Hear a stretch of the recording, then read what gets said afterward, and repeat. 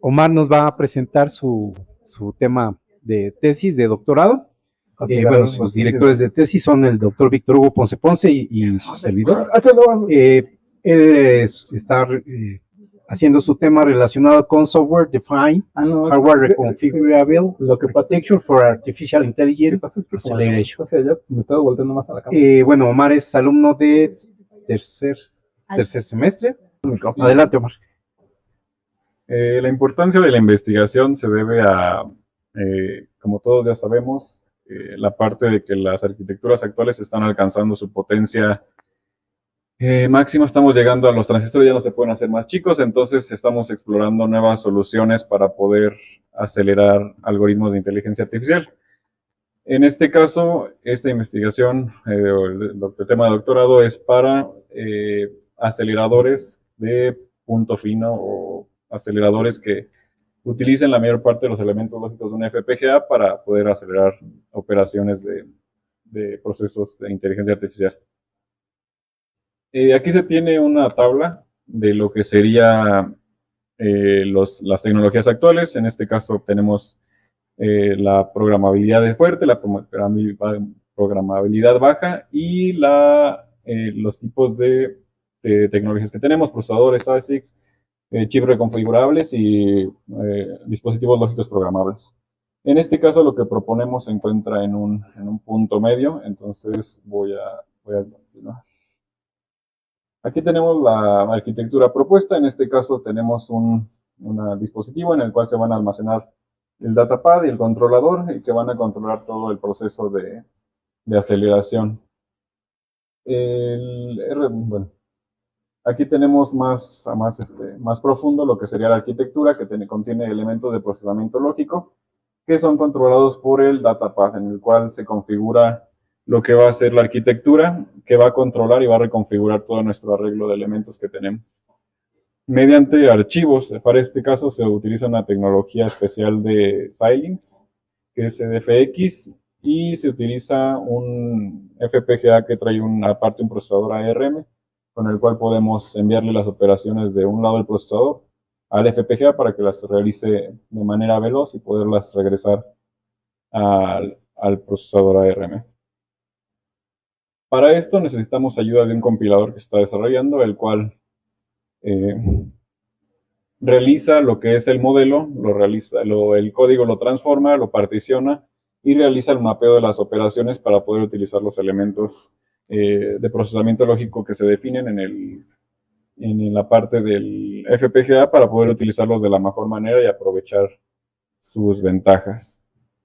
Se debe de realizar un análisis de código y todo esto funciona para la plataforma de TensorFlow Lite, que en este caso pues, es TensorFlow para dispositivos de recursos limitados, como ya sea una Raspberry, un procesador ARM, chips de celulares, etc. Y bueno, una parte de también esta investigación explora lo que es las redes binarias, las redes neuronales binarias, que en este caso son una representación de un 1 y 0, de un bit. ¿Esto a qué se debe? Las operaciones de 32 bits para elementos como FPGAs utilizan muchos recursos. En este caso, los puntos flotantes y operaciones de bits, ya sea de 8 o de 16 o de 32, pues nos dan una definición mayor, como se puede ver aquí, una mayor escala de colores. Y si tenemos 2 bits, nos da blanco y negro. Estas operaciones se representan por dos elementos, que tenemos el signo -1 y el signo 1. Entonces tenemos únicamente esos dos estados para procesar esta red binaria. El proceso de convolución de las redes binarias neuronales se realiza por medio de una simple operación XNOR y la suma se utiliza por un popcount, que es la cuenta de unos de la matriz y pues nos da el resultado. Aquí para esto hay que binarizar la entrada y los pesos de la red neuronal para poder realizar las operaciones. Y en caso de 32 bits, pues es una convolución más complicada que requiere de más recursos del FPGA y nos da una mayor resolución. Aquí tenemos lo que es la operación simplificada para la red binaria. En este caso es una XNOR, como podemos ver, 1, 1 nos da 1, 0, 1, 0, y así vamos haciendo la operación para toda la matriz. Y en este caso, para hacer el popcount, pues tenemos que esta matriz Los ceros se representan por -1, aquí es diferente en la representación, pero bueno, serían 1, 2, 3, 4, 6, 7, -1, -2 nos queda -5, entonces tenemos que el resultado es -5. Y así con un procesamiento más veloz y el uso de menos recursos, podemos tener la operación completada. Matemáticamente tenemos las señales de activación y los pesos, que es igual a esta operación, y todo se reduce a eso con estas redes binarias neuronales. Y aquí tenemos los procesos de binarización, que en este caso se representan por funciones signo, en este caso para las funciones de activación, y los pesos se requieren procesamientos diferentes, y también tenemos representaciones estocásticas y probabilísticas para cada uno de las binarizaciones. Ahí, dependiendo del caso que nos dé mayor precisión, es el que podemos usar, debido a que el binarizar los pesos y las entradas nos representa una pérdida de datos. Y aquí tenemos la arquitectura propuesta. Tenemos que se tienen las entradas, los pesos se procesan por una XNOR y pasan por el contador.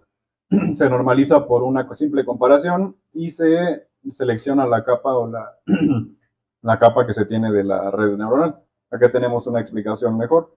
En el caso, ustedes tienen varias capas y pues se procesan cada uno de esos elementos, se tienen varias capas para poder sumar los resultados finales. Otro punto de esta parte es que se tiene representaciones distintas para esta binarización. En este caso, la más común es de la binaria, y hay otra representación que es la de termómetro. En este caso, dependiendo del valor, se van aumentando los unos, y no se tiene así, porque para este proceso se requiere reconvertir el número, ¿no? Y aquí tenemos una gráfica de correlación, en este caso, para ver cómo es mejor utilizar la parte de termómetro a diferencia de la representación normal. Las pruebas actuales que se tienen, las realicé en un FPGA que tiene una tarjeta SYNC, tiene un procesador 7Z020, y como resultado, bueno, la red neuronal binaria que se realizó la prueba fue la primerita que se generó, que en este caso fue en una universidad de Canadá, y da una precisión del 28.8%. Las redes actuales binarias dan una precisión de 88.6 y 88.9, la más alta, pero en este caso, para hacer la primera red neuronal, pues nos da este resultado.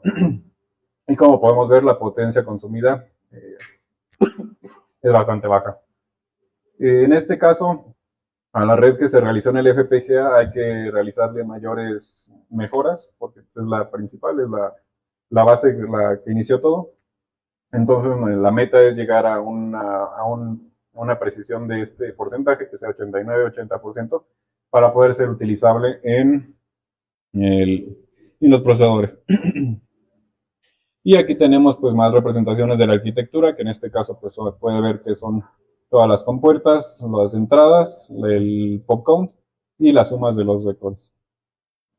Acá tenemos otro ejemplo, en este caso que tenemos la binarización, la convolución, el pop count, y nos da el valor final. Y la representación de la arquitectura del FPGA, que en este caso, a partir de una entrada de punto flotante, se binariza en TensorFlow, y ya el FPGA procesa las partes binarias, dándonos como resultado la combinación. Todo esto se realiza pruebas con el set de imágenes CIFAR y ImageNet, que son para clasificación de imágenes. Y estos procesos utilizan más bien esas imágenes se clasifican con este algoritmo. Y aquí tenemos una imagen de lo que es la arquitectura de todo el tema, que en este caso, teniendo las librerías de inteligencia artificial, se crea un modelo, se comprime, y una vez que se hace eso, mediante HLS se realiza la compresión del proyecto, se realiza la síntesis, y nos da una arquitectura que se va a utilizar en el hardware. HLS es pues, el High Level Synthesis de Xilinx, que en vez de programarlo en Verilog, se utiliza lenguaje C para realizar todo el proceso, lo que nos mejora los tiempos de desarrollo, en vez de gastar todo el tiempo en hacerlo en Verilog. Y bueno, para probar todo esto, el Test Bench se utiliza PetaLinux, que es una distribución de Xilinx para utilizar Linux en el FPGA. Y ya se probaron algoritmos, en este caso este es un algoritmo de Kernel Mendel, se corrió en el PetaLinux y corrió bastante bien, nos dio la gráfica y todo. Para reutilizar esto es todo un proceso. Hay que diseñar el IP Core, necesitamos una versión específica de Xilinx y varias librerías y requerimientos. Esta es una parte de la arquitectura, tiene un módulo de conversión RGB a video para poder mostrar en la imagen lo que es Ubuntu, y tiene la arquitectura del procesador Sync y diferentes componentes que se requieren para conexiones AXI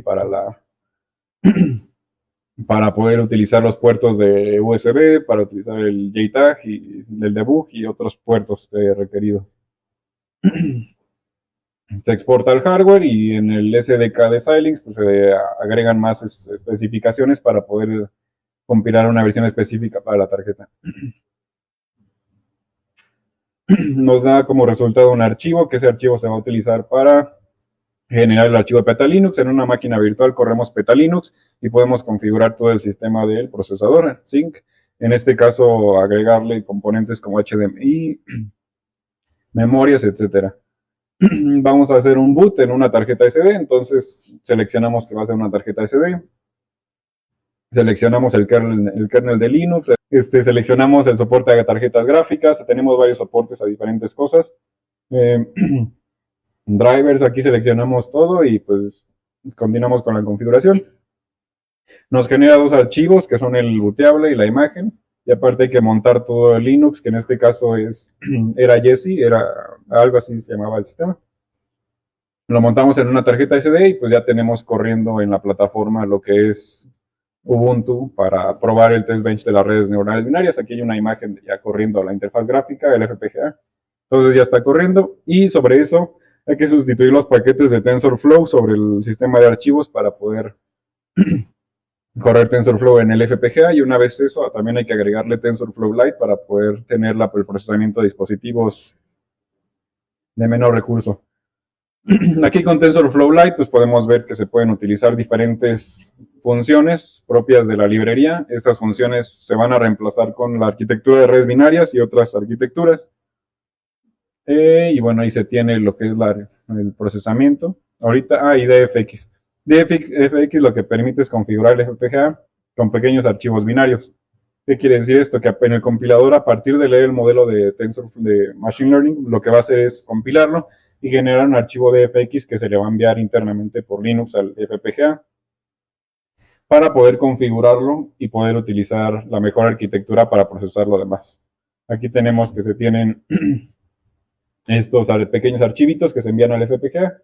Son archivos binarios que se generan de bits parciales con lo que podría ser volver a configurar el FPGA en vivo. Ya no se tiene que sintetizar algo y volver a subir, sino se configura en vivo y se actualiza para procesar las operaciones MAC de multiplicación y acumulación de las redes neuronales. Y pues este es el flujo del diseño de Vivado, de síntesis, en este caso para esta parte de la optimización, que se tiene una síntesis, se diseña el diagrama de bloques, tenemos la customización de los cores, y de ahí la síntesis de Vivado nos genera el archivo de FX que se va a enviar al FPGA. Hasta ahorita ya pude revisar pruebas de TensorFlow Lite, ya hice la sustitución de algunas partes, pero pues sí es bastante complicado estar trabajando con Ubuntu, sobre todo por las dependencias que a cada rato saca errores de compilación y cosas así, pero pues la red binaria ya funciona, entonces hay que revisar pruebas sustituyendo esas funciones en TensorFlow Lite, y qué es lo que a futuro se estaría haciendo para poder seguir con este acelerador. En esta parte, la parte de redes neuronales binarias, pues es una de las opciones que se tiene para sustituir funciones de Deep Learning que utilizan redes neuronales binarias, redes neuronales, y para la parte de procesamiento estadístico y todo lo demás, pues se utilizarían otras funciones para representar los datos, que en este caso tratar de evitar las partes de fixed point, que son las de punto flotante de menor resolución. Tratar de utilizar los procesamientos, las partes lógicas del FPGA para poder realizar la conversión. Y hasta el momento, pues esto es lo que se lleva de avance. Ok, muchas gracias, Omar. Bueno, pues, preguntas, sugerencias, comentarios. Ok, yo sí le pregunto. Ahorita entonces nos decía que ya estuvo probando con una base de datos. Sí, con Cifar 10 y ImageNet, Ajá. son de imágenes. Ok. Y por ahí ya nos presentaba unos porcentajes, ¿no? Sí, de hecho, creo que lo mostraba acá. Que me parece que todavía no, Yo le estoy digamos, dando. no son tan competentes, ¿no? No, es que es la red neuronal, la primera que se propuso, la Ajá. de la Universidad creo que fue Montreal, en Canadá. Sí. Pero pues a partir del 2000, creo que esa red es del 2017. Entonces, pues es la primerita y a partir de ahí se ha ido construyendo sobre eso todo lo que se tiene actualmente. Entonces, sobre esa, ir construyendo más para poder, el propósito sería llegar, el objetivo sería llegar a un porcentaje más o menos del 89, que es la que se tiene actualmente, que es la de FragBNN, que le agrega funciones de activación a la ReLU en procesos intermedios entre capas para ganar, ganar un poco de datos, que no se pierdan tantos. O sea, lo que estaría cambiando y probando es la parte de la arquitectura, ¿no? O sea, sí, ir más creciendo. capas de convolución. Sí, porque esa es la mínima, digamos que la ya. Sí, no es del diseño final, nada más es para probar que funcionaba en el FPGA. Y ¿cómo se entrena la red? O sea, más bien en qué plataforma, ¿es en Python? Sí, es una combinación Python para sacar todo y enviarlo al FPGA. Entonces ahí requiero la computadora principal y mandarlo al Linux del FPGA, al que tiene, y de Linux lo envía al FPGA y regresa los datos. Pero hacer las operaciones de convolución las hace el FPGA. Ok. Y bueno, Omar me comentaba que esa parte de simplemente instalar el Beta Linux, le llevo un buen rato. A veces sí, técnicamente las plataformas ya para empezar a trabajar o diseñar no son tan triviales, y esos detalles a veces como que se toman como obvios, ¿no? Sobre todo porque la imagen que genera para correr Linux en el FPGA es específica para cada dispositivo. Entonces no se puede correr en cualquier, es diferente para cada tarjeta. Sí. De esa imagen, ahorita que nos estaba mostrando la que tiene como unas pruebitas, aquí ¿esto qué significa? Es la correlación, utilicé esta representación, de hecho esta parte una parte la obtuve de este artículo de FragBN, porque todos se utilizan normalmente esta representación binaria. Ajá. Que representa pues, un número al final, ya sea flotante o entero. Pero como se tiene que devolver al número que era después de procesarla por la parte binaria, pues se pierde información. Entonces, si lo utilizamos como una codificación de termómetro, no se pierde tanta información, porque se aproxima, por ejemplo, digamos, tenemos 100, entonces aquí 95 está cerca de 100.